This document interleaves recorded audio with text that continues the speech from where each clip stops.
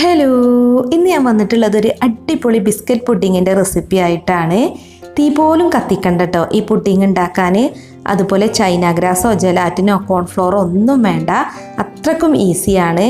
നമ്മുടെ വീട്ടിൽ ഗസ്റ്റൊക്കെ വരുന്നുണ്ടെങ്കിൽ പെട്ടെന്ന് തന്നെ ഉണ്ടാക്കി കൊടുക്കാൻ പറ്റിയ നല്ല ടേസ്റ്റുള്ളൊരു പുഡിങ്ങാണ് കേട്ടോ അത്. അപ്പോൾ പുഡിങ് ഉണ്ടാക്കാൻ വേണ്ടി ആദ്യം തന്നെ 1 ടീസ്പൂൺ കോഫി പൗഡർ നമുക്കൊരു ഗ്ലാസ്സിലേക്ക് ഇട്ട് കൊടുക്കാം. ഞാനിപ്പോൾ ഇവിടെ ഇൻസ്റ്റൻറ്റ് കോഫി പൗഡറാണ് എടുത്തിട്ടുള്ളത്. ബ്രൂ കോഫിയാണ് കേട്ടോ ഞാൻ എടുത്തത്. അപ്പോൾ ഏത് കോഫി പൗഡർ വേണമെങ്കിലും നമുക്ക് എടുക്കാം. ഇനിയിപ്പോൾ സാധാരണ കോഫിയാണെന്നുണ്ടെങ്കിൽ കോഫി ഉണ്ടാക്കി എടുത്താലും മതി. അപ്പോൾ ഇതിലോട്ട് 1 കപ്പ് നല്ല തിളച്ച വെള്ളമാണ് ചേർക്കുന്നത്. ഇനി ഇത് നന്നായിട്ടൊന്ന് മിക്സ് ചെയ്യാം കേട്ടോ. അപ്പോൾ നമ്മുടെ കോഫി ഇപ്പോൾ ഇവിടെ റെഡി ആയിട്ടുണ്ട്.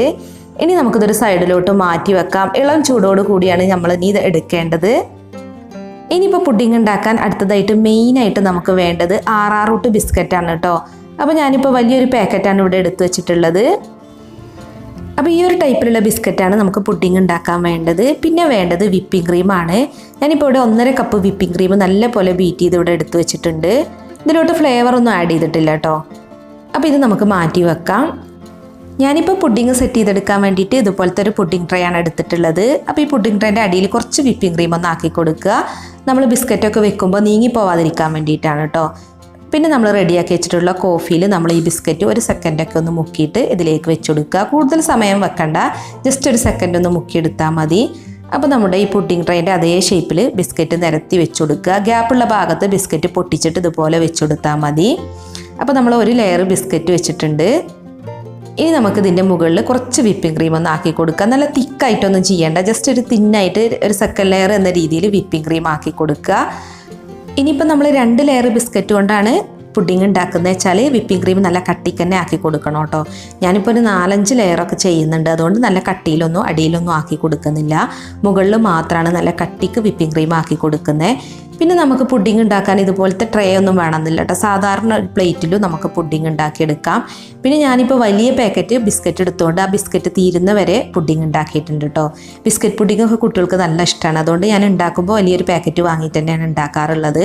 അപ്പോൾ നമ്മളിതുപോലെ പുഡിങ് ഉണ്ടാക്കി വെക്കുകയാണെന്നുണ്ടെങ്കിൽ കുട്ടികൾ പെട്ടെന്ന് തന്നെ പ്ലേറ്റൊക്കെ കാലിയാക്കും കേട്ടോ. അവർക്ക് നല്ല ഇഷ്ടമാണ് ഇതുപോലെ പുഡിങ് ഉണ്ടാക്കി കൊടുത്താൽ. അപ്പോൾ നമ്മുടെ കയ്യിലുള്ള ബിസ്ക്കറ്റും വിപ്പിംഗ് ക്രീമും തീരുന്നത് വരെ നമ്മൾ ലെയർ ആക്കിങ്ങാണ്ട് ഇങ്ങനെ സെറ്റ് ചെയ്തെടുത്താൽ മതി. പിന്നെ നമ്മൾ ഉണ്ടാക്കി വെച്ചിട്ടുള്ള കോഫിയിൽ മുക്കിയിട്ടാണ് കേട്ടോ ഞാൻ ഈ ബിസ്ക്കറ്റ് ട്രേയിലേക്ക് വെച്ച് കൊടുക്കുന്നത്. അപ്പോൾ ഞാൻ ഫസ്റ്റ് മാത്രമേ അത് കാണിച്ചിട്ടുള്ളൂ. നമ്മൾ കോഫിയിൽ മുക്കിയിട്ടാണ് ബിസ്ക്കറ്റ് ഇതിലേക്ക് വെക്കുന്നത്. അപ്പോൾ നല്ലൊരു കോഫി ഫ്ലേവറും കിട്ടും. പിന്നെ വേണമെന്നുണ്ടെങ്കിൽ ഓരോ ലെയറിലും വേണമെന്നുണ്ടെങ്കിൽ നമുക്ക് നട്ട്സ് ഇട്ട് കൊടുക്കാം കേട്ടോ. ഞാനിപ്പോൾ നട്ട്സ് ലെയറിലൊന്നും ചെയ്യുന്നില്ല, മുകളിൽ ഗാർണിഷ് ചെയ്യാൻ വേണ്ടിയിട്ട് മാത്രമാണ് ചെയ്യുന്നത്.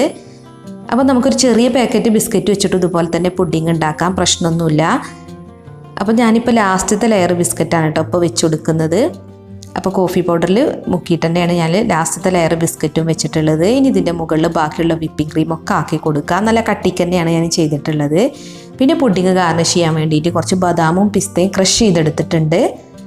അപ്പോൾ അതും കൂടെ നമുക്ക് ഇതിൻ്റെ മുകളിലേക്ക് ഇട്ട് കൊടുക്കാം. പിന്നെ ഞാൻ നേരത്തെ പറഞ്ഞ പോലെ നിങ്ങൾക്ക് അടിയിലൊക്കെ പുഡിങ് കഴിക്കുമ്പോൾ കടിക്കാൻ കിട്ടണമെന്നുണ്ടെങ്കിൽ നമ്മൾ നേരത്തെ ചെയ്ത ലെയറിലൊക്കെ നട്ട്സ് ഇട്ട് കൊടുക്കാം. ഇനി നമുക്കത് ഫ്രിഡ്ജിൽ 2 മണിക്കൂർ റെസ്റ്റ് ചെയ്യാൻ വെക്കണം. 2-4 മണിക്കൂറൊക്കെ വെച്ചതിന് ശേഷം വേണം നമ്മൾ പുഡിങ് എടുക്കാൻ. എന്നാലാണ് പുഡിങ് നല്ല സെറ്റായിട്ട് കിട്ടുക. ഞാനിപ്പോൾ 2 മണിക്കൂറിന് ശേഷമാണ് കേട്ടോ എടുത്തിട്ടുള്ളത്. അപ്പോൾ പുഡിങ് ഒന്നും കൂടി കളർഫുൾ ആക്കാൻ വേണ്ടിയിട്ട് കുറച്ച് ചെറുതായിട്ട് കട്ട് ചെയ്തതും കൂടെ ഇതിൻ്റെ മുകളിൽ ഇട്ടിട്ടുണ്ട്. പിന്നെ കാണാനൊരു ഭംഗിക്കും നല്ലൊരു ഫ്ലേവറിനും വേണ്ടിയിട്ട് കുറച്ച് കൊക്കോ പൗഡർ ഒന്ന് ഡസ്റ്റ് ചെയ്തിട്ട് ഇതിൻ്റെ മുകളിലേക്ക് ഇട്ട് കൊടുക്കുന്നുണ്ട്. നിർബന്ധമൊന്നുമില്ല കേട്ടോ, വെറുതെ ഒരു ഭംഗിക്ക് വേണ്ടി മാത്രമാണ്. ഇനി നമുക്കിതൊന്ന് കട്ട് ചെയ്ത് നോക്കാം. അപ്പോൾ നമുക്ക് നല്ല രീതിയിൽ തന്നെ ഇത് കട്ട് ചെയ്തെടുക്കാൻ പറ്റും. പിന്നെ നമ്മൾ ഈ പുഡിങ്ങൊക്കെ ഉണ്ടാക്കിയിട്ട് ഓവർനൈറ്റ് വെച്ചതിന് ശേഷം എടുക്കുകയാണെന്നുണ്ടെങ്കിൽ ഒന്നും കൂടി അടിപൊളിയായിട്ട് കിട്ടും കേട്ടോ. അപ്പോൾ നിങ്ങൾ ഈ അടിപൊളി പുഡിങ് ഒന്ന് ട്രൈ ചെയ്ത് നോക്കുക. നല്ല ഈസി ആയിട്ടുള്ളൊരു പുഡിങ്ങാണ്, എന്നാലും നല്ല ടേസ്റ്റുമാണ്. അപ്പോൾ ഉണ്ടാക്കി നോക്കിയിട്ട് ഫീഡ്ബാക്ക് ഒന്ന് അറിയിക്കണം കേട്ടോ. പിന്നെ നിങ്ങൾക്ക് ഈ പുഡിങ്ങിൻ്റെ റെസിപ്പി ഇഷ്ടമായിരുന്നുണ്ടെങ്കിൽ ഒന്ന് ലൈക്ക് ചെയ്യുക, ഷെയർ ചെയ്യുക. അതുപോലെ നിങ്ങളുടെ വിലയേറിയ അഭിപ്രായങ്ങൾ കമൻറ്റ് ചെയ്യാനും മറക്കരുതേ. പിന്നെ നമ്മുടെ ചാനൽ സബ്സ്ക്രൈബ് ചെയ്യാത്തവരുണ്ടെങ്കിൽ ഒന്ന് സബ്സ്ക്രൈബ് ചെയ്ത് സപ്പോർട്ട് ചെയ്യണം കേട്ടോ. മറ്റൊരു അടിപൊളി റെസിപ്പിയുമായി വീണ്ടും കാണാം. Thank you.